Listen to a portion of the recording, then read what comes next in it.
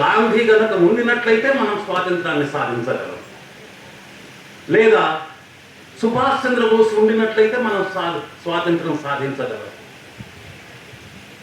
లేదా నెహ్రూ ఉండినట్లయితే ఈ దేశం యొక్క స్థితి వేరొక రకంగా ఉండేది.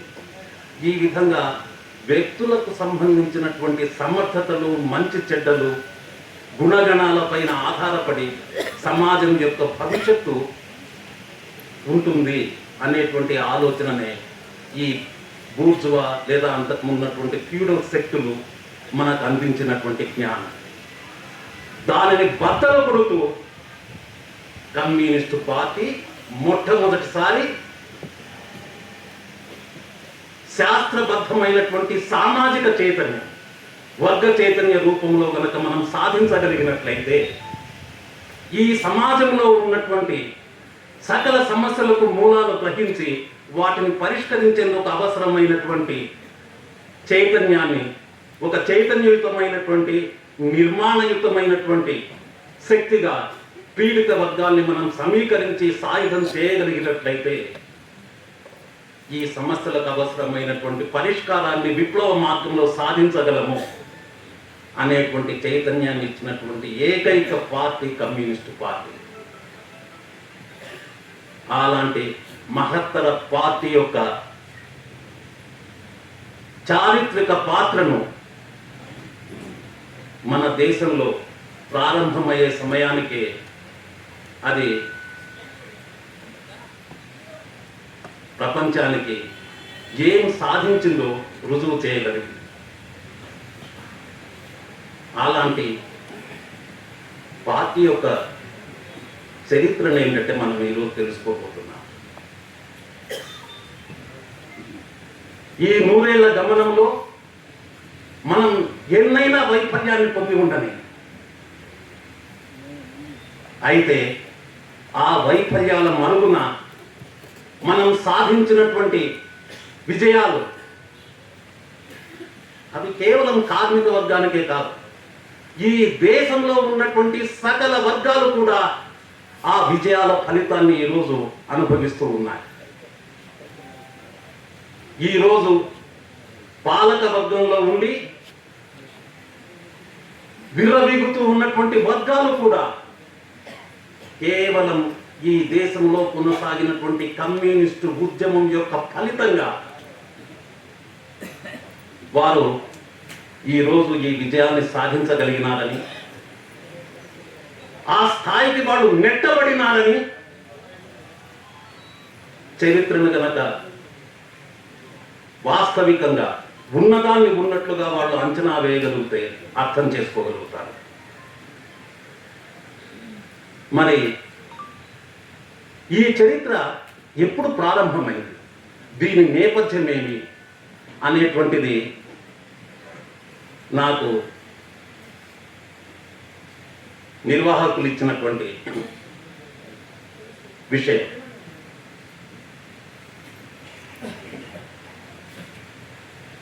మన దేశంలో ఇప్పుడు 100 ఏళ్ల కమ్యూనిస్టు పార్టీ ఆవిర్భావానికి సంబంధించినటువంటి వేడుకల్ని మనం చేసుకుంటూ ఉన్నాం. కానీ నిజానికి దీనికి అంకురార్పణ 105 ఏళ్ల క్రితం జరిగింది.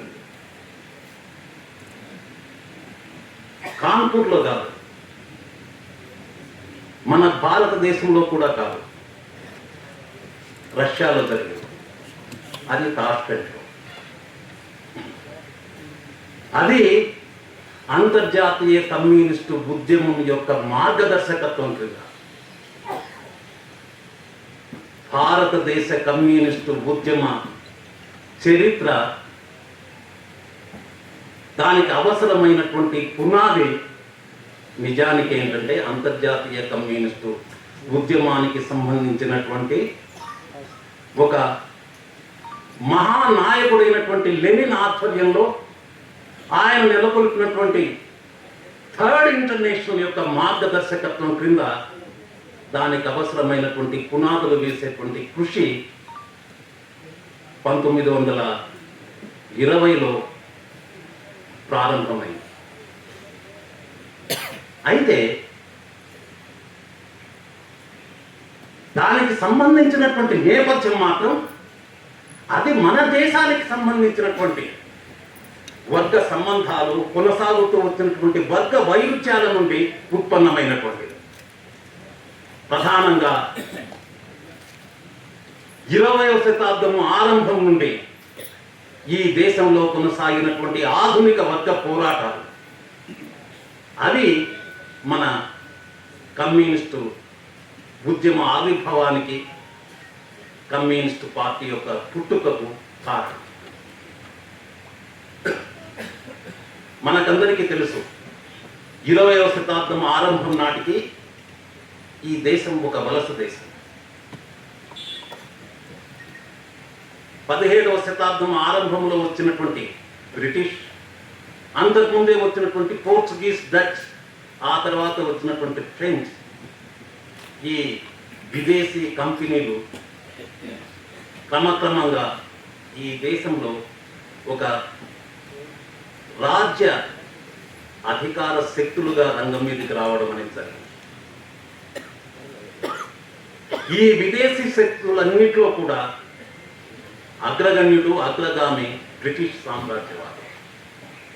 1857 నాటికి మొత్తం భారతదేశాన్నంతా ఆక్రమించింది.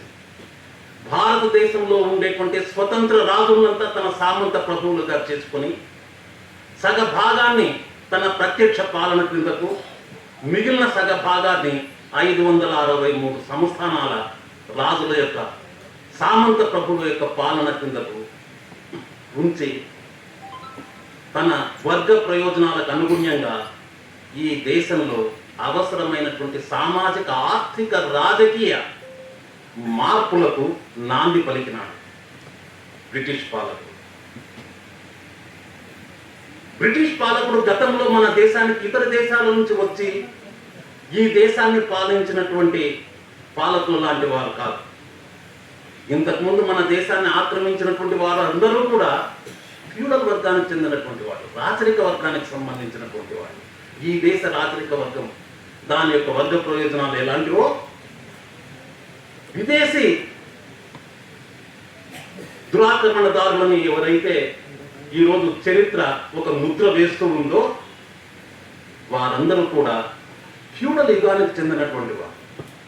వారి లక్ష్యం ఈ దేశం యొక్క సామాజిక, ఆర్థిక, రాజకీయ వ్యవస్థను మార్చడం కాదు, కానీ అనివార్యంగా సామాజిక ప్రగతిలో వారికి సంబంధించిన పాత్ర కూడా విప్లవాత్మకమైనటువంటిది కాదు, కానీ సంస్కరణాత్మకమైనటువంటి పాత్ర కూడా ఉందనేది మాత్రం సత్యం. ఈ విధంగా మన దేశం 20వ శతాబ్దపు ఆరంభం నాటికి ఒక అర్థ ఫ్యూడల్ వలస రాజ్యంగా ఉండేటువంటి ఈ వలస ప్రయోజనాల కొరకు ఈ దేశంలో ఒక ఆధునిక రాజ్య వ్యవస్థను బ్రిటిష్ వారు నెలకొల్పినారు. అంతవరకు లేనటువంటి ఒక ఆధునిక సైనిక వ్యవస్థ, పోలీస్ వ్యవస్థ, న్యాయ వ్యవస్థ, రెవెన్యూ వ్యవస్థ, ఈ విధంగా ఆధునిక రాజ్య యంత్రాన్ని నిర్మించినటువంటి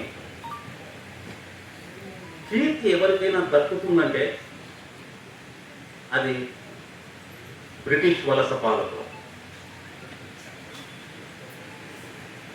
మరొక వైపు తన వలస ప్రయోజనాలకు అనుగుణ్యంగా ఈ దేశంలో ఉన్నటువంటి వనరులను తన పారిశ్రామిక ప్రయోజనాల కొరకు ఉపయోగించుకునేందుకు బ్రిటిష్ వారు ఈ దేశంలో ఆధునిక రవాణా వ్యవస్థను నెలకొల్పడం జరిగింది.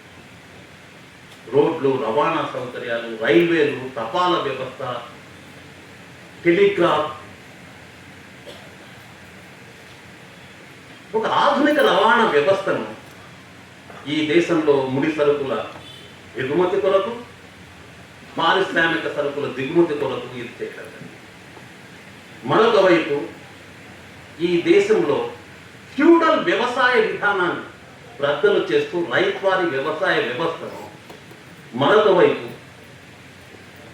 జమీందారీ జాగీర్దారీ వ్యవస్థను కూడా మార్కెట్ ఆధారిత వ్యవస్థగా మారేందుకు అవసరమైనటువంటి ఒక శిస్తు వ్యవస్థను నెలకొల్పడం ద్వారా వ్యవసాయ రంగంలో కూడా పెట్టుబడిదారీ సంబంధాలు అభివృద్ధి చెందేందుకు అవసరమైనటువంటి ఒక క్రమాన్ని బ్రిటిష్ వాడు ఆ రోజు ఉన్నటువంటి చారిత్రక పరిస్థితుల్లో మనకు నెమ్మదిగానే అనిపించవచ్చు, కానీ ఆ చారిత్రక పరిస్థితుల్లో ఎంత వేగంతో అవి ముందుకు వెళ్ళాలో అంత వేగంతో ముందుకు వెళ్ళేటువంటి కార్యక్రమాన్ని బ్రిటిష్ పాలకులు చేపట్టినారు.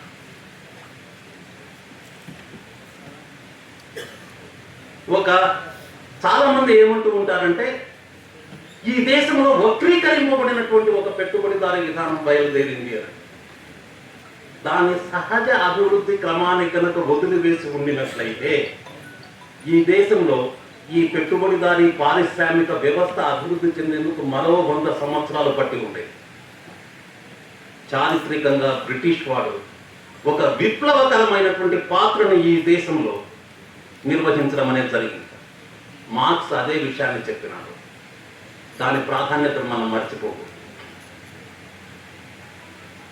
ఈ పెట్టుబడిదారీ సంబంధాల ఫలితంగా ఒకవైపు గ్రామీణ ప్రాంతాల్లో గ్రామీణ కూలి వర్గము, రైతాంగంలో వర్గ విభజన కారణంగా పేద రైతాంగము, మధ్యతరగతి రైతాంగము, అదేవిధంగానే ధనిక రైతాంగం, గ్రామీణ పెట్టుబడిదారీ వర్గం, దానితో పాటు బ్రిటిష్ శిస్తు వ్యవస్థ కారణంగా ఈవెన్ ఫ్యూడల్ ప్రభువర్గం కూడా మార్కెట్లో తమ సరుకుల్ని అమ్ముకునేటువంటి ఒక పరిస్థితి తన శిస్తు విధానాల ద్వారా బ్రిటిష్ వాడు అభివృద్ధి చేయడం జరిగింది. ఈ విధంగా భారతదేశంలో గత చరిత్రలో గత సామాజిక వ్యవస్థల్లో ఎన్నడూ లేనటువంటి నూతన వర్గాలు ఇక్కడ 19వ శతాబ్దం పోయి 20వ శతాబ్దం వచ్చే సమయానికి ఆ నూతన వర్గాలు పుట్టి అభివృద్ధి చెందడం అనేది జరిగింది. అవేమంటే భారతీయ పెట్టుబడిదారీ వర్గం. 1900 వచ్చే సమయానికే టెక్స్టైల్ ఇండస్ట్రీలో భారతీయ పెట్టుబడిదారుల యొక్క గుప్త పెత్తనం, తిరుగులేని గుప్త పెత్తనం అనేది ఇండియాలో స్థిరపడింది. 20వ శతాబ్దం యొక్క ఆరంభం నాటి దాదాపు 193 పరిశ్రమలు, అలాగే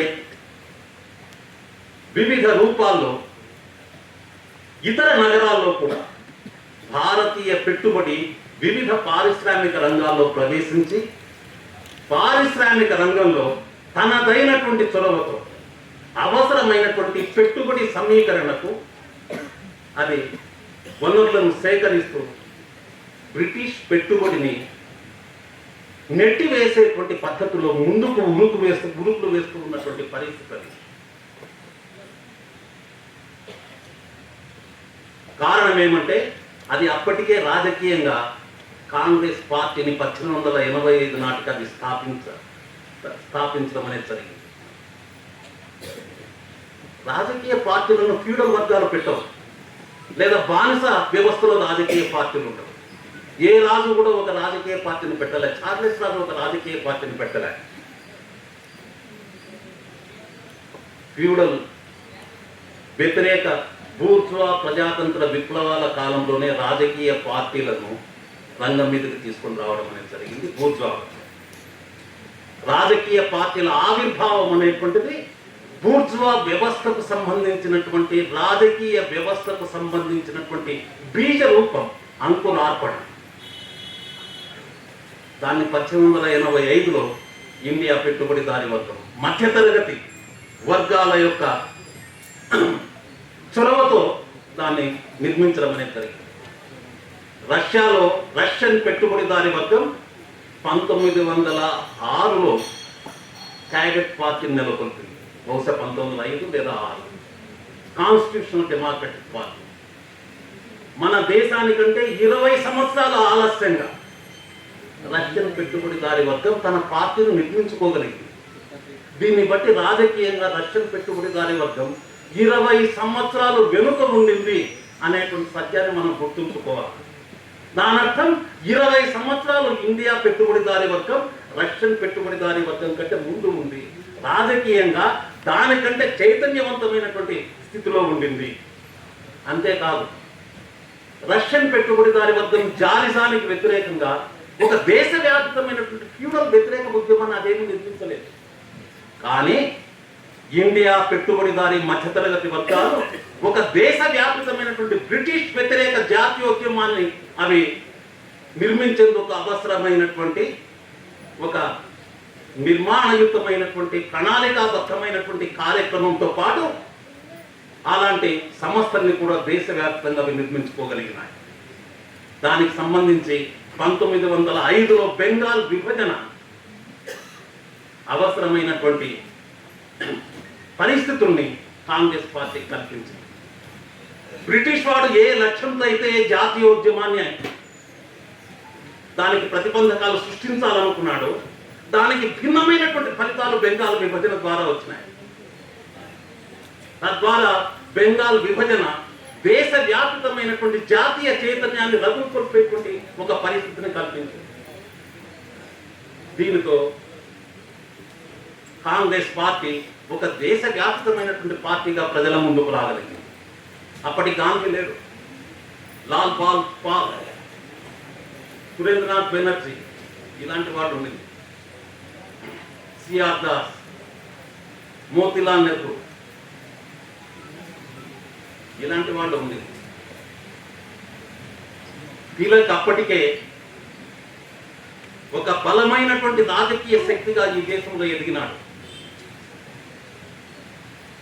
బాంబేను కేంద్రంగా చేసుకొని దేశవ్యాప్తంగా జాతీయోద్యమాన్ని ఒక రాజీ లేనటువంటి పోరాట మార్గంలో నడిపేందుకు ఆయన ప్రయత్నం చేసినటువంటి వ్యక్తి. ఆయన కన్సర్వేటివ్, అందులో ఏం సందేహం ఏం లేదు. కానీ అదే సమయంలో తీవ్రవాది. స్వరాజ్యం నా జన్మ హక్కు అని సాటి చెప్పడమే కాదు, బ్రిటిష్ వాళ్ళను కూలగొట్టేందుకు అవసరమైతే సాయుధ శక్తినైనా అంటే సాయుధ చైతన్యాన్ని కూడా ప్రజలకు ఇవ్వాలి అని ఆలోచించినటువంటి వ్యక్తి. ఈ 1905 దీనితోనే ఈ దేశంలో ఆ రోజుల్లో కాంగ్రెస్ లో ఉన్నటువంటి మితవాద అతివాద ధోరణులకు భిన్నంగా విప్లవ శక్తులు రంగం మీదకి వచ్చినాయి. అనుశీలన్ సమితి ఒకవైపు తూర్పు బెంగాల్లో, పశ్చిమ బెంగాల్లో అదే అనుశీలన్ సమితికి సంబంధించినటువంటి శాఖలు యుగాంతర్, వీటి ఆధ్వర్యంలో అరవింద ఘోష్, ప్రమద్నాథ్ మిత్ర ఇలాంటి వారందరూ కూడా విప్లవ టెర్రరిజాన్ని రంగం మీదకి తీసుకుని రావడం జరిగింది. దాని ఫలితమే ఖుదీరామ్ బోస్ దాదాపుగా ఒక 10 ఏళ్లలో ఒక 167 మంది బ్రిటిష్ అధికారులను ఈ విప్లవ సంస్థలు ఖతం చేయడం అనేది జరిగింది. దీనికి తోడు వీళ్ళు అప్పటికే దేశవ్యాప్తంగా ఈ బ్రిటిష్ వ్యతిరేక సైనిక తిరుగుబాటు ద్వారా రాజ్యాధికారంలోకి రావాలి, దానికి సంబంధించి అవసరమైనటువంటి ఆయుధాలను సేకరించాలి. అందుకొరకు బ్రిటిష్ వ్యతిరేక దేశాలు ఏవైతే ఉన్నాయో జర్మనీ, ఇటలీ, జపాన్ ఇలాంటి దేశాల నుండి ఆయుధ సహాయాన్ని, ఆర్థిక సహాయాన్ని, సైనిక సహాయాన్ని పొందాలి అనేటువంటి ఉద్దేశంతో అనేక మంది విదేశాలకు వెళ్ళడం జరిగింది. ఆ విధంగా వెళ్ళినటువంటి వాడే ఎంఎన్ రాయ్, మానవేంద్రనాథ్ రాయ్, నరేంద్ర దత్త ఆయన అసలు పేరు. అలాగే 1919లో ఎంఎన్ రాయ్ ఇలాంటి విప్లవకారులు, అప్పటికే 1915లో ఇండియా హౌస్ ఆధ్వర్యంలో ఒకవైపు England, France, Germany, Shyamji Krishnavarma ఇలాంటి వాళ్ళ ఆధ్వర్యంలో లాలా లజపత్ రాయ్ ఇలాంటి వాళ్ళు కూడా వివిధ రూపాల్లో సెకండ్ ఇంటర్నేషనల్లో మేడం కామా వీళ్ళందరూ కూడా సెకండ్ ఇంటర్నేషనల్లో పాల్గొన్నటువంటి వాళ్ళు. ఈ ఇండియా హౌస్కి సంబంధించినటువంటి శ్రేణులు కూడా విదేశీ సంబంధాల ద్వారా ఆయుధాల సేకరణకు ప్రయత్నం చేయడం అనేది జరిగింది. దానితో పాటు ఖిలాఫత్ ఉద్యమానికి సంబంధించినటువంటి టర్కీకి సంబంధించి ఖలీఫాకు టర్కీని దాన్ని విభజించి ఖలీఫా అధికారాలను పరిమితుల్లో పెట్టినటువంటి బ్రిటిష్ వ్యతిరేక ఉద్యమం ఏదైతే ఉందో అది ఇండియాలో బ్రిటిష్ సామ్రాజ్యవాద వ్యతిరేక ఉద్యమంలో భాగంగా రంగం ఎదుగుతుంది. ఆ విషయంలో గాంధీ ఈ ఖిలాఫత్ ఉద్యమాన్ని దృఢంగా బలపరిచినారు. ఈ ఖిలాఫత్ ఉద్యమానికి చెందినటువంటి ముస్లింలు కూడా కొన్ని వేల మంది టర్కీకి బయలుదేరి అక్కడ బ్రిటిష్ వ్యతిరేక ఉద్యమంలో పాల్గొవాలని వాళ్ళు భావించి అక్కడికి వెళ్ళలేక అప్పుడప్పుడే సోవియట్లో వచ్చినటువంటి విప్లవ ప్రభావం కింద సోవియట్ రష్యాలోకి వాళ్ళు ఉజ్బెకిస్తాన్, తజకిస్తాన్, కిర్గిస్తాన్ ఇలాంటి ప్రాంతాలకు వాళ్ళు వెళ్ళి అక్కడ ఉన్నటువంటి సోషలిస్ట్ వ్యవస్థతో వాళ్ళ సంబంధాలను ఏర్పాటు చేసుకోవడం జరిగింది.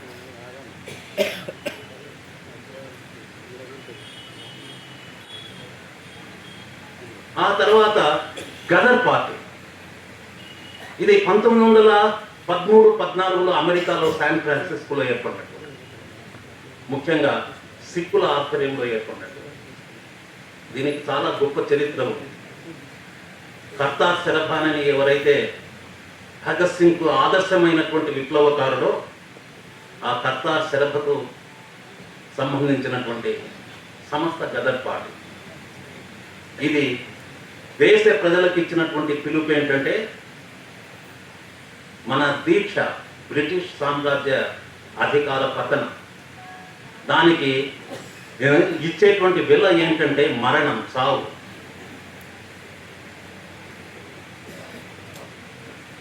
ఈ విధంగా అది అంత డైరెక్ట్గా విప్లవానికి పిలుపిచ్చి వేల మందిని కూడగట్టినటువంటి సంస్థ మరొకటి మన భారతదేశంలో లేదు. Even Hindustan socialist Republican association కూడా ఆ స్థాయిలో సభ్యుల్ని కూడగట్టారు. వందలాది మందిని అది కూడగట్టింది, వందలాది మందిని అమెరికాలోనే. సో ఈ గదర్ పార్టీకి సంబంధించినటువంటి, ఖిలాఫత్కు సంబంధించినటువంటి, విప్లవ సంస్థలకు సంబంధించినటువంటి వీళ్ళు, దీనికి తోడు అప్పటికే జర్మనీలో ఉన్నటువంటి ఇండియన్ రెవల్యూషనరీ అసోసియేషన్ అనేటువంటి భూపేంద్రనాథ్ దత్త, వీరేంద్రనాథ్ చటోపాధ్యాయ్, సరోజిని దేవి తమ్ముడు, వీళ్ళకు సంబంధించినటువంటి విప్లవ సంస్థలు ఇవన్నీ కూడా రష్యాలో అక్టోబర్ విప్లవ విజయంతో రష్యా వైపు చూడడం అనేది జరిగింది. ఈ జర్మన్ రెవల్యూషనరీ అసోసియేషన్ ఆధ్వర్యంలో వీళ్ళు మొదట్లో జార్ చక్రవర్తి సహాయం అడిగినారు, తిరస్కరించినారు.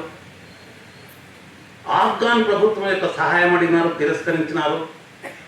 ఆ తర్వాత 1917 ఫిబ్రవరి విప్లవం తర్వాత రష్యాలో ఏర్పడినటువంటి తాత్కాలిక ప్రభుత్వ సహాయం అడిగినారు, తిరస్కరించినారు.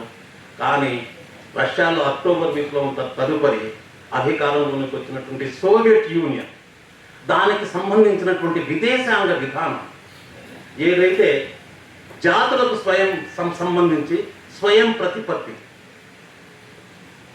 కలిసి ఉండడంతో పాటు విడిపోయే హక్కు కూడా ఉందని లెనిన్ ఏ ప్రాతిపదికనైతే రష్యన్ ఫెడరేషన్ను, యుఎస్ఎస్ఆర్ను నెలకొల్పినాడో ఆ ప్రాతిపదిక పైన వీళ్ళు సోవియట్ యూనియన్ యొక్క విధానాలతో ఏకీభవించి సోవియట్ యూనియన్కు విజ్ఞప్తి చేయడం జరిగింది. వీళ్ళు మహేంద్ర ప్రతాప్, బర్కతుల్లా అనేటువంటి వీళ్ళ ఆధ్వర్యంలో ఒక ప్రవాస భారత ప్రభుత్వాన్ని కూడా నెలకొల్పినారు. వీళ్ళు తాష్కెంట్కు, ఆ తర్వాత మాస్కోకు వెళ్ళి లెనిన్తో సంభాషణ జరిపినారు, సోవియట్ యూనియన్ నాయకులతో సంభాషణ జరిపినారు.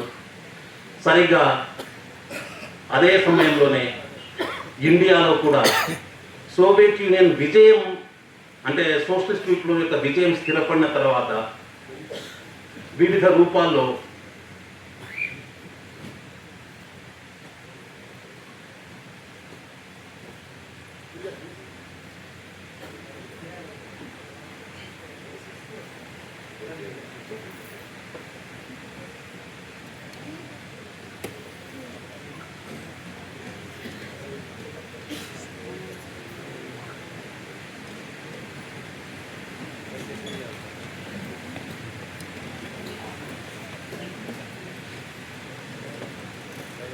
సో ఈ విధంగా భారతదేశంలో సోవియట్ యూనియన్ యొక్క విజయంతో మన దేశానికి సంబంధించినటువంటి కాంగ్రెస్ పార్టీలోని వామపక్షవాదులు కూడా సోషలిస్ట్ విప్లవాన్ని సాధించినటువంటి రష్యా వైపు చూడడం అనేది జరిగింది.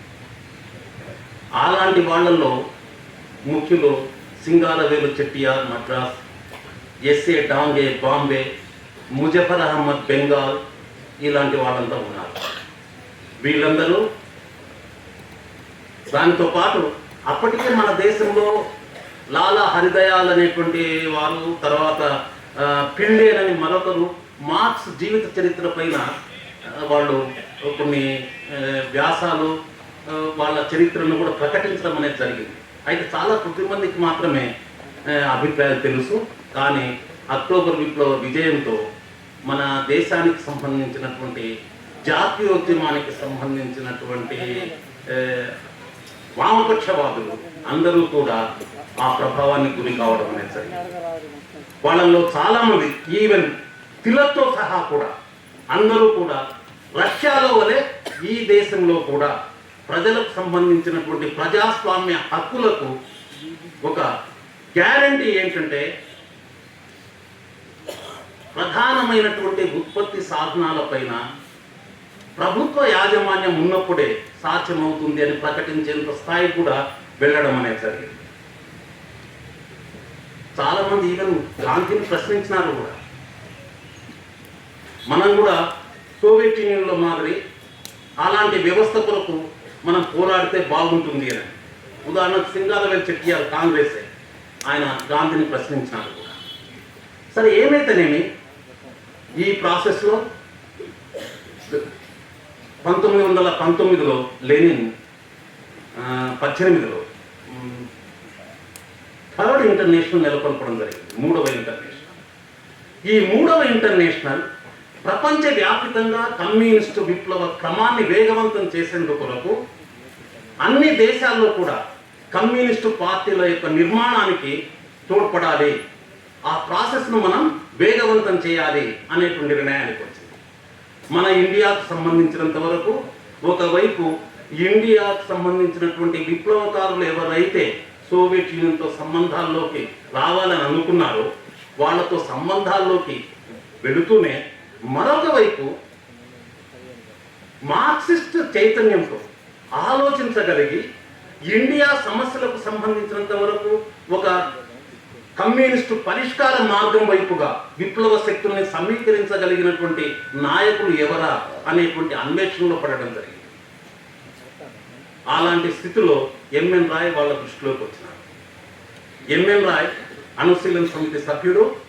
ఆయన విదేశాల నుండి ఆయుధాలను సేకరించేటువంటి నిమిత్తంతో అమెరికాకు వెళ్ళడం, బెర్లిన్ తర్వాత అమెరికాకు వెళ్ళి అమెరికాలో అమెరికన్ కమ్యూనిస్టులతో పరిచయాల కారణంగా మార్క్సిజం వైపు ఆకర్షింపబడి సోవియట్ యూనియన్ ప్రభావంతో మరింత దీక్షగా అంకిత భావంతో కమ్యూనిస్టు అవగాహనను ఆకలింపు చేసుకుని తర్వాత మెక్సికోకు వెళ్ళడానికి ఒక కారణం ఉంది. ఆయుధాలను జర్మనీ వాళ్ళు అక్కడికి పంపుతామన్నారు. సో ఈయన మెక్సికోకు వెళ్ళి మెక్సికోలో కమ్యూనిస్టు పార్టీ స్థాపనలో చాలా కీలకమైనటువంటి పాత్ర నిర్వహించినాడు. అక్కడ ఆయన కార్యదర్శిగా పనిచేసినాడు మెక్సికన్ కమ్యూనిస్టు పార్టీకి. మరొక వైపు అక్కడ విప్లవంలో కూడా కీలకమైనటువంటి పాత్ర నిర్వహించినాడు. లెనిన్ తన దూతను మెక్సికోకు పంపి మెక్సికో కమ్యూనిస్టు పార్టీ ప్రతినిధిగా మన ఎంఎన్ రాయ్ని రష్యాకు ఆహ్వానించడం అనేది జరిగింది. ఆ తర్వాత ఎంఎన్ రాయ్ ఆయన ఈ థర్డ్ ఇంటర్నేషనల్కి సంబంధించినటువంటి రెండవ కాంగ్రెస్ హాజరయ్యే ముందుగా ఆయన ఈ ఖిలాఫత్ ఉద్యమం కారణంగా వచ్చి సోవియట్ యూనియన్లో కమ్యూనిజం వైపు ఆకర్షింపబడి కమ్యూనిస్టు భావాల ప్రాతిపదిక పైన మన భారతదేశంలో మౌలిక మార్పును సాధించవచ్చునని నమ్మినటువంటి ఆ ఉద్యమకారులను, అలాగే వివిధ రూపాల్లో కమ్యూనిస్టు విప్లవమే మార్గము, అలాంటి లక్ష్య సాధనకు అవసరమైన కమ్యూనిస్టు పార్టీని నిర్మించాలి అని భావించేటువంటి కొందరు విప్లవ అభినయ్ ముఖర్జీ ఇలాంటి విప్లవకారులను ఏంటంటే మన ఎంఎన్ రాయ్ వీళ్ళందరితో ఆయన ముఖ్యంగా ఖిలాఫత్ ఉద్యమానికి సంబంధించినటువంటి ముస్లిం విప్లవకారులు చాలా కీలకమైనటువంటి పాత్ర నిర్వహించినారు ఇందులో. అదేవిధంగానే ఎంఎన్ రాయ్ భార్య ఎల్విన్, ఆమె కూడా చాలా ముఖ్యమైనటువంటి పాత్ర నిర్వహించింది. అభినయ్ ముఖర్జీ వీళ్ళతో పాటు సిద్దికి అనేటువంటి మరొకరు, ఆయన కార్యదర్శిగా ఉండినాడు.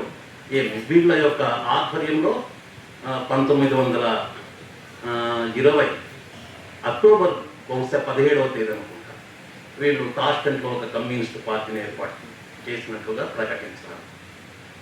ఆ తర్వాత ఆ కమ్యూనిస్టు పార్టీని వాళ్ళు రిజిస్టర్ చేయడం అనేది జరిగింది.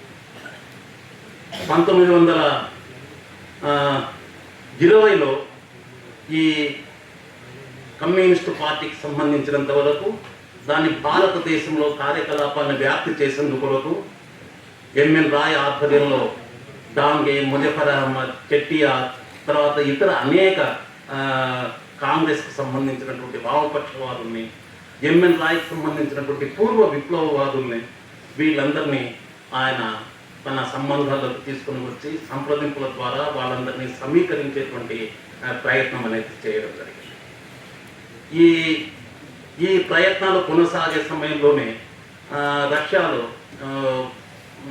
బాబుకు సంబంధించి తూర్పు దేశాల యూనివర్సిటీకి సంబంధించి మన భారతీయ వలసకు వెళ్ళినటువంటి విప్లవకారులు ఎవరైతే ఉన్నారో వాళ్ళందరికీ అక్కడ కమ్యూనిజానికి సంబంధించినటువంటి ప్రాథమిక పాఠాలు బోధించి ఆ కమ్యూనిస్టు లక్ష్యంతో భారతదేశంలో ఉద్యమ నిర్మాణానికి పనిచేసేందుకు అవసరమైనటువంటి ఒక స్ఫూర్తిని ఇచ్చి వాళ్ళను కమ్యూనిస్టు పార్టీలోకి సమీకరించేటువంటి కృషి కూడా మరొక వైపు కొనసాగింది.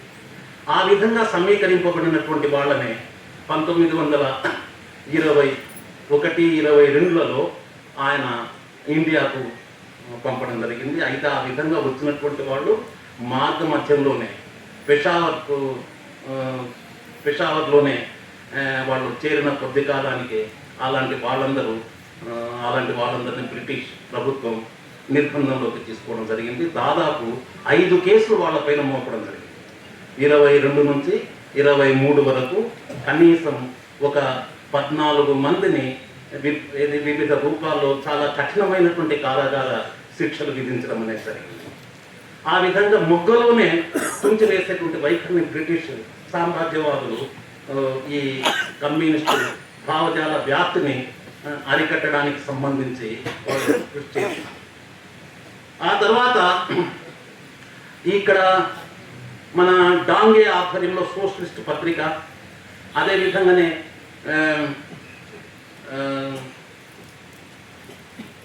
చెట్టియార్, సింగారవేలు చెట్టియార్, ఆయన ఆధ్వర్యంలో ఆయన ఒక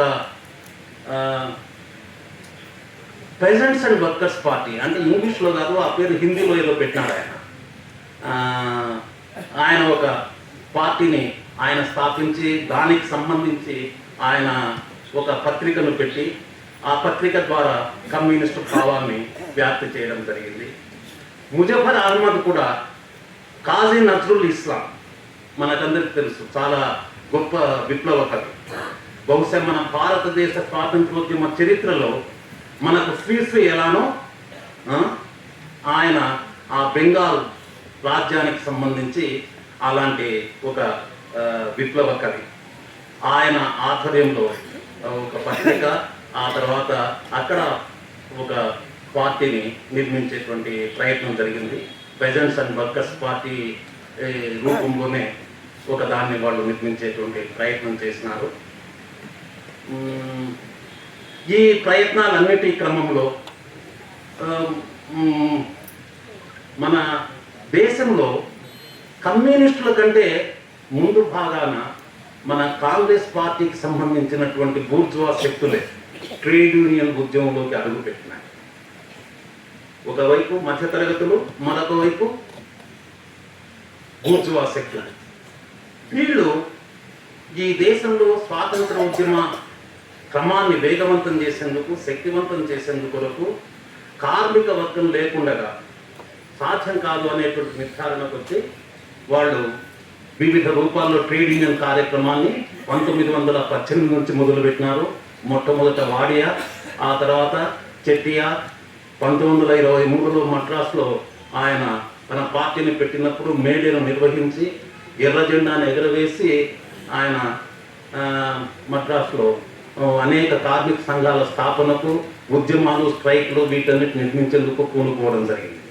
అదేవిధంగానే ఎస్ఏ డాంగే ఆయన సోషలిస్ట్ అనేటువంటి ఒక పత్రికను పెట్టి వివిధ రూపాల్లో గాంధీ, లెనిన్ వీళ్ళకు ఉన్నటువంటి తేడాలేమిటి, లెనిన్ మార్గమేమి, గాంధీ మార్గమేమి అని విశదీకరిస్తూ కమ్యూనిస్టు ఉద్యమం వైపు ఆకర్షింపజేసేందుకు కార్మికుల్ని, రైతుల్ని, మధ్యతరగతుల్ని, విద్యావంతుల్ని కూడగట్టేటువంటి ప్రయత్నం చేస్తూనే మరొక వైపు ట్రేడ్ యూనియన్ రంగంలో కూడా ఆయన కాంగ్రెస్ పార్టీకి చెందినవాడు. ట్రేడ్ యూనియన్ రంగంలో కూడా కృషి చేస్తూ క్రమంగా కమ్యూనిజం వైపు ఆయన పయనిస్తూ వచ్చినాడు. ఈ విధంగా 1920 నాటికి వివిధ రూపాల్లో దాదాపుగా ఒక మహారాష్ట్రలోనే 93 కార్మిక సంఘాలు ఏర్పడినాయి. అదేవిధంగానే మద్రాసులో, అదేవిధంగానే కలకట్టాలో ఈ వివిధ సంఘాలన్నీ కలిసి 1920లో AITUC, all India trade union Congress ఆధ్వర్యంలో అది లాలా లజపత్ రాయ్ అధ్యక్షతన ఏర్పడడం అనేది. ఈ దేశ కార్మిక వర్గ ఉద్యమానికి మొట్టమొదటి నాయకత్వం వహించింది బూర్జువా వర్గం. దీన్ని మనం దృష్టిలోకి తీసుకోవాలి. ప్రపంచ చరిత్రలో ఏ దేశంలో కూడా బూర్జువా వర్గ నాయకత్వాన కార్మిక వర్గ ఉద్యమాన్ని నిర్మించడం అనేది జరగలేదు. దీన్ని బట్టి ఈ దేశ బూర్జువా వర్గం తన వర్గ ప్రయోజనాలకు సంబంధించినటువంటి దృష్టి ఎంత దీర్ఘంగా అది ఆలోచించగలిగిన స్థితిలో ఉందో, ఎంత దీర్ఘకాల దృష్టితో ఉందో దాన్ని మనం గుర్తించవచ్చు. అయితే క్రమంగా వాళ్ళు ఆశించినట్లు కాకుండా కమ్యూనిస్ట్ శక్తులు చాలా తీవ్రంగా ఏఐటీసీలో పనిచేయడం అనేది జరిగింది. ఇదే సమయంలో వివిధ రూపాల్లో కాంగ్రెస్ 1921 అహ్మదాబాద్ వాళ్ళ కాంగ్రెస్ మహాసభ సందర్భంగా ఎంఎన్ రాయ్ ఆధ్వర్యంలో, అది 36వ మహాసభ, ఆ సందర్భంగా కమ్యూనిస్టుల ప్రణాళికకు సంబంధించి, అంటే కాంగ్రెస్ ప్రణాళిక ఎలా ఉండాలో వాళ్లకు ఉద్బోధిస్తూ ఒక ప్రణాళికను అవనీ ముఖర్జీ, ఎంఎన్ రాయ్ వీళ్ళు కాంగ్రెస్ సభకు పంపడం జరిగింది. అంతవరకు ఒక మానవీయమైనటువంటి కోణంలో ప్రజల కొరకు పోరాడేటువంటి దృష్టి మాత్రమే కాంగ్రెస్కు ఉండేది. కానీ మొట్టమొదటిసారి ఎంఎన్ రాయ్ ఆ ప్రణాళికలో ఏం చెప్పినాడంటే, కాంగ్రెస్ పార్టీ ఇంతవరకు ఒక మానవీయ దృష్టితో ఈ దేశంలో జాతీయోద్యమ లక్ష్యాన్ని సాధించేందుకు కృషి చేస్తూ వచ్చింది. ఈరోజు జాతీయోద్యమానికి సంబంధించినంత వరకు అది తిరుగులేని నాయకునిగా ఉంది, అగ్రభాగాన ఉంది. అయితే ఇది తన లక్ష్యాన్ని సాధించాలి అంటే కార్మిక కర్షకుల యొక్క ప్రయోజనాలకు ఇది ప్రాతినిధ్యం వహించాలి. కార్మికుల ట్రేడ్ యూనియన్లు ఏ డిమాండ్లు అయితే చేస్తున్నాయో ఆ డిమాండ్లను తన సొంత డిమాండ్లుగా చేసుకోవాలి. రైతులకు సంబంధించినంత వరకు ఏ పీడలకు గురవుతున్నారో ఆ దోపిడీ పీడను రద్దు చేసేటువంటి డిమాండ్లను సొంతం చేసుకోవాలి. అప్పుడు మాత్రమే కాంగ్రెస్ పార్టీ ఈ దేశంలో జాతీయ విముక్తిని సాధించి ప్రజలకు సంబంధించినటువంటి మౌలిక ప్రయోజనాన్ని అది కాపాడగల శక్తిగా ఎదుగుతుంది. ఆ విధంగా చేయనట్లయితే మరొక శక్తి అవతరించి అది మీ స్థానాన్ని ఆక్రమించి అది ఆ లక్ష్యాన్ని సాధించేందుకు కృషి చేస్తుందని కూడా మన ఎంఎన్ రాయ్ హెచ్చరించడం అనేది జరిగింది. అయితే ఈ క్రమంలో ఎంఎన్ రాయ్కి సంబంధించినంత వరకు వలస దేశాలకు సంబంధించినటువంటి ఒక కార్యక్రమానికి సంబంధించినంత వరకు, ఆయనకు లెనిన్కు సంబంధించినంత వరకు ఒక వివాదం నడిచినటువంటి విషయాన్ని మనం దృష్టిలోకి తీసుకోవాలి. 1921లో వలస దేశాలకు సంబంధించినటువంటి థీసిస్ పైన లెనిన్ వలస దేశాలకు సంబంధించినటువంటి జాతీయోద్యమాలు మన సోషలిస్ట్ విప్లవాలకు, ప్రపంచ కార్మిక విప్లవాలకు సంబంధించినంత వరకు ఒక ప్రధానమైనటువంటి వనరు. కాబట్టి వలస దేశాల్లో కొనసాగేటువంటి జాతీయ ఉద్యమాలన్నిటినీ కూడా కార్మిక వర్గం వాటిని బలపరిచి వాటిని విజయవంతం చేసేందుకు ముందుకు రావాలి. ఆ వలస వ్యతిరేక ఉద్యమాలు బూర్జువా వర్గ నాయకత్వాన్ని కొనసాగినప్పటికీ మనం ఆ ఉద్యమాల యొక్క విజయాన్ని కాంక్షించేందుకు కృషి చేయాలి అని. అయితే ఎంఎన్ రాయ్ దానికి భిన్నమైనటువంటి వైఖరిని తీసుకున్నాడు. ఆయన ఏమన్నాడంటే, భారతదేశం లాంటి దేశంలో పెట్టుబడిదారి వర్గం మిగిలిన వలస దేశాల కంటే అభివృద్ధి చెందింది, పారిశ్రామిక వ్యవస్థ మిగిలిన దేశాల కంటే అభివృద్ధి చెందింది. ఇది ఆర్థికంగా అభివృద్ధి చెందడమే కాదు, రాజకీయంగా పరిణితి పొందింది. ఈరోజు జాతీయోద్యమానికి సంబంధించి తిరుగులేని నాయకత్వాన్ని అందిస్తూ ఉంది. ఇలాంటి పరిస్థితుల్లో మన కార్మిక వర్గం దానికి చేదోడు వాదోడుగా ఉండడం అని అంటే, రాజకీయ పార్టీ, కార్మిక వర్గ రాజకీయ పార్టీ అది తన స్వతంత్రతను కోల్పోవడమే. దానికి భిన్నంగా ఈ బూర్జువా వర్గం యొక్క వర్గ స్వభావాన్ని బట్టబయలు చేస్తూ, దాని యొక్క రాజీ స్వభావాన్ని ఎదుర్కొంటూ ఒక విప్లవ శక్తిగా, కార్మిక రైతాంగం యొక్క ఏకైక ప్రతినిధిగా అది జాతీయోద్యమానికి నాయకత్వం వహించే విధంగా పోరాడవలసినటువంటి అవసరం ఉంది. అదే సమయంలో ఈ జాతీయోద్యమానికి సంబంధించినంత వరకు కలిసి వచ్చేటువంటి బూర్జువా వర్గ శక్తుల్ని కూడా మనం కలుపుకోవలసి ఉంటుంది అనేటువంటి స్పృహ కూడా ఎంఎన్ రాయ్కు ఉంది. దీనిపైన వాదోపవాదాల అనంతరం లెనిన్ ఒకవైపు తన థీసిస్ను, మరొక వైపు మన ఎంఎన్ రాయ్ యొక్క థీసిస్ను రెండింటినీ ఆమోదించినాడు. దీన్ని సెకండ్ థీసిస్, సప్లిమెంటరీ థీసిస్ అని. తర్వాత లెనిన్కి సంబంధించిన థీసిస్ను ఏకగ్రీవంగా ఆమోదించడం అనేది జరిగింది. అయితే ఆ విషయంలో ఎంఎన్ రాయ్ ఒక అడ్వెంచరిస్టిక్ వైఖరిని చేపట్టినాడేమో అనేది నా అనుమానం. ఎందుకంటే అంతకుముందు ఆయన 1920లో రాసినటువంటి ఒక పత్రంలో భారతదేశంలో ప్రజాస్వామిక విప్లవానికి కాకుండా సారాంశంలో ఆయన సోషలిస్ట్ విప్లవానికి పిలుపిచ్చినట్లుగా నాకు అగపడింది. ఇటీవల నేను ఆయన ఇండియా విప్లవానికి సంబంధించినంత వరకు 20లో ఆయన మాస్కోకు వచ్చే ముందు రాసినటువంటి దాన్ని చదివితే నాకు అర్థమైన విషయం ఏంటంటే, ఆయన సోషలిస్ట్ విప్లవానికి, బూర్జువా ప్రజాతంత్ర విప్లవానికి మధ్య ఉన్నటువంటి మౌలిక తేడాన్ని ఆ దశలో విస్మరించినాడని. అయితే తదనంతరం వలస దేశాల థీసిస్కు సంబంధించినటువంటి చర్చల సమయానికి ఆయన బూర్జువా వర్గం పట్ల ఒక విమర్శనాత్మక వైఖరిని చేపట్టి, వాళ్లకు సంబంధించినటువంటి బలాబలాలపైన ఆధారపడి, వాళ్ళ వైఖరి పైన ఆధారపడి కార్మిక వర్గం తన నాయకత్వాన్ని జాతీయోద్యమం పైన, బూర్జువా ప్రజాతంత్ర ఉద్యమాలపైన లేదా విప్లవాలపైన నెలకొల్పే దిశగా అడుగులు వేయాల్సి ఉంటుంది అనేటువంటిది ఆయన ప్రధానమైనటువంటి సూచన. ఇది నిజంగా చాలా ముఖ్యమైనటువంటి సూచన అనేది నా అభిప్రాయం కూడా. ఈ దృష్టితో ఆయన ఆ ప్రణాళికను ఈ అహ్మదాబాద్ కాంగ్రెస్ పంపడం జరిగింది. ఆ తర్వాత నెక్స్ట్ జరిగినటువంటి గయా కాంగ్రెస్ కూడా అదే సూచనని వాళ్ళు చేయడమే కాకుండా ప్రధానంగా అందులో కొన్ని డిమాండ్లను నిర్దిష్టంగా ఆయన పెట్టడం జరిగింది. ఆ డిమాండ్ ఏమిటంటే, ఒకటి విదేశీ సామ్రాజ్యవాద పాలనను కూలగొట్టడం, రెండవది భూస్వామ్య విధానాన్ని సంపూర్ణంగా రద్దు చేయడం, భూమిని జాతీయం చేయడం, దున్నేవానికే భూమిని పంచడం, మూడవది పరిశ్రమలకు సంబంధించిన ముఖ్యమైనటువంటి ఉత్పత్తి సాధనాలు ప్రభుత్వ యాజమాన్యంలో ఉండడం. దాని అర్థం పెట్టుబడిదారీ విధానాన్ని రద్దు చేయాలని కాదు, ప్రధానమైన ఉత్పత్తి సాధనాలు ప్రభుత్వ యాజమాన్యంలో ఉండాలి. మరొక వైపు విద్య, వైద్యము ఇవి రెండు ఉచితంగా ఉన్నత స్థాయి వరకు అందజేయాలని, ప్రజాస్వామిక హక్కులు వాటిని ఇవ్వాలని, 8 గంటల పనిదినం, ఎందుకంటే అప్పట్లో 13-14 గంటల పని కొనసాగేటువంటిది, 8 గంటల పనిదినం. ఈ విధంగా ఆయన ప్రజాస్వామిక డిమాండ్లు, ఫ్యూడల్ సామ్రాజ్యవాద వ్యతిరేక డిమాండ్లపైన ఆధారపడి భారతదేశ కార్యక్రమానికి సంబంధించినంత వరకు బూర్జువా ప్రజాతంత్ర విప్లవ కార్యక్రమం పరిధిలోనే ఉంచుతూ అదే సమయంలో పెట్టుబడిదారీ వ్యతిరేక కార్యక్రమాన్ని కూడా తదనంతరం చేపట్టేటువంటి ఒక మెలకువ, ఒక చైతన్యయుతమైనటువంటి దృష్టితో కమ్యూనిస్టు పార్టీ పనిచేయాల్సి ఉంటుంది అనేటువంటి అవగాహన ఏంటంటే నాకు ఆయనలో కనిపించింది. సరిగ్గా ఈ వైఖరినే భగత్ సింగ్ తీసుకోవడం జరిగింది. నాకు తెలిసినంత వరకు భగత్ సింగ్ బహుశా భారతదేశంలో మొట్టమొదటిసారి అలాంటి ఒక విప్లవాత్మకమైనటువంటి వైఖరిని చేపట్టి హిందుస్థాన్ సోషలిస్ట్ రిపబ్లికన్ అసోసియేషన్ నిర్మించి ఆ కార్యక్రమాన్ని ప్రకటించినటువంటి వారిలో బహుశా మొట్టమొదటి వాడు భగత్ సింగ్ అనేది నా అభిప్రాయం.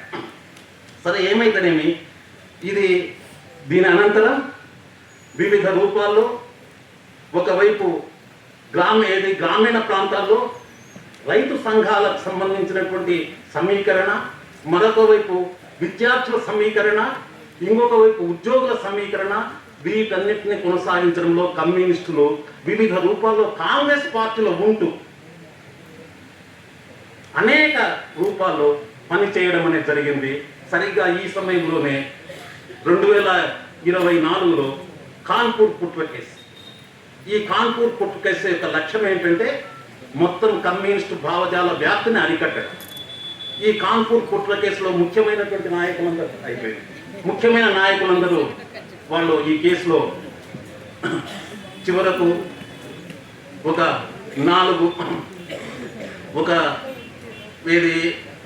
చాలా తీవ్రమైన, నాకేమనిపిస్తుంది ఏంటంటే 1910 లేదా 1907-8 నుంచి 1917 వరకు బ్రిటిష్ ప్రభుత్వం తెచ్చినటువంటి కొత్త చట్టాలు, ఇవన్నీ తెస్తే నాకు ఇప్పుడు ఉన్నటువంటి మోడీ పాలన ఉంది చూడు, ఈ మోడీ పాలన దీంతో పోల్చినట్లయితే నాకు మోడీ పాలన చాలా భయంకరంగా కాకపోతే నిజంగా వాళ్ళు ఏవైనా కేసులు పెడితే ఈ కేసులన్నీ కూడా పెషావర్ కుట్ర కేసులు 5, కాన్పూర్ కుట్ర కేసులు, మీరట్ కుట్ర కేసులు పెట్టిన 1, 2, 3, 4, 5 నెలలకే లేదా కేవలం 1 సంవత్సరం లోపుగానే వాటిని విచారించి శిక్ష వేస్తున్నారు. అయితే ఈ ప్రభుత్వాలు 7, 8 సంవత్సరాలు 10 సంవత్సరాలు వీళ్ళు జైల్లోనే చంపేటువంటి పద్ధతులు అనుసరిస్తూ ఉన్నాయి. బహుశా దీన్ని బట్టి చూస్తే మనం అప్పటికంటే చాలా వెనుకబడి ఉన్నామని అనిపిస్తుంది. ఆ రోజుల్లో ఉన్నటువంటి జాతీయ ఉద్యమమే మనకంటే చాలా అడ్వాన్స్డ్గా ఉంది, మనం చాలా వెనుకబడి ఉన్నాము. ఎన్ని సంవత్సరాలైనా మన రాజకీయ ఖైదీలు జైళ్ళలో మక్కేందుకు మనం అనుమతిస్తూ ఉన్నాము అనేదే నాకు అనిపించినటువంటి విషయం.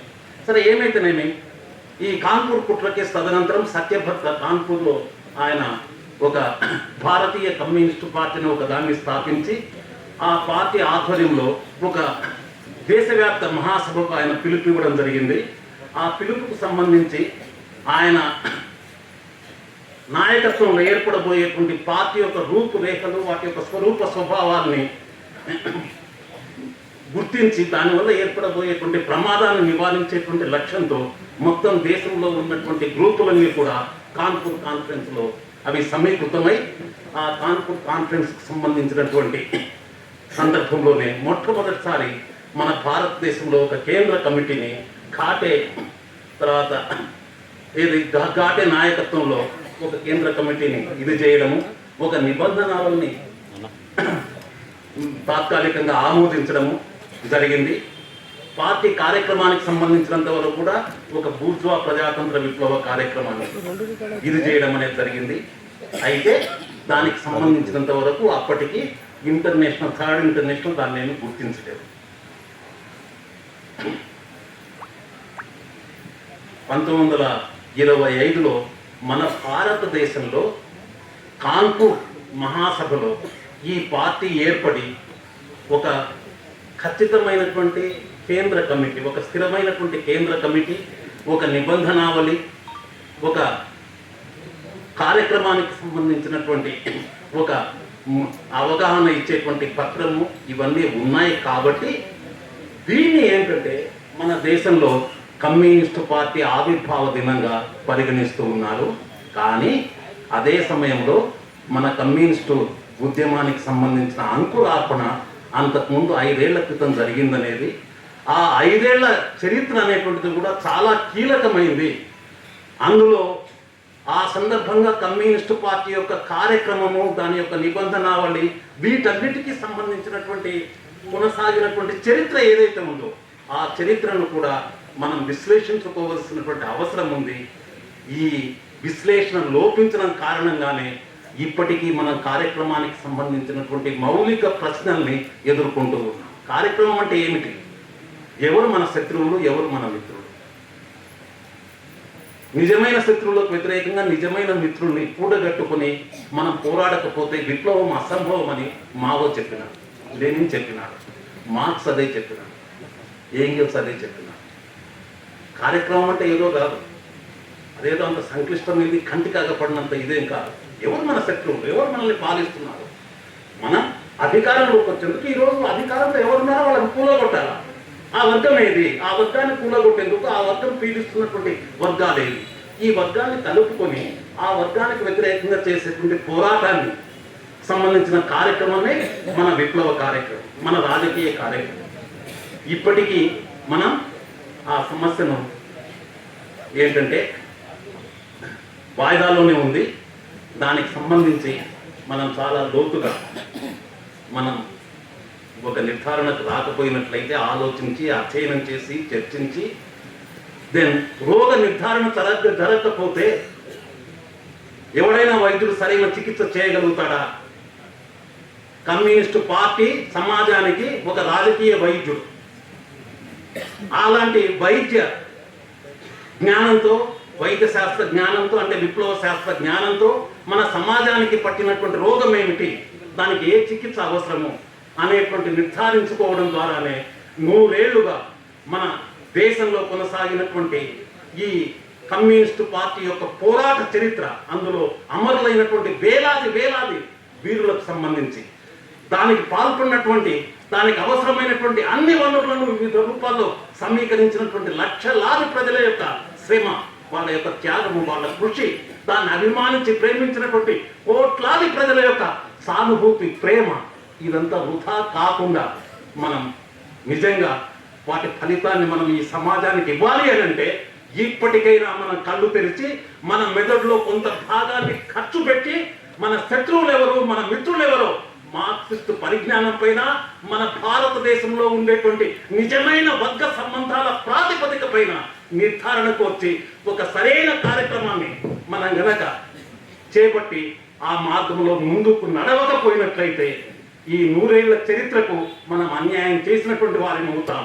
100 ఏళ్లుగా తమ సర్వాన్ని అర్పించినటువంటి లక్షలాది ప్రజలకు సంబంధించినటువంటి త్యాగాలకు మనం విలువ కట్టలేని వాళ్ళం అవుతాం.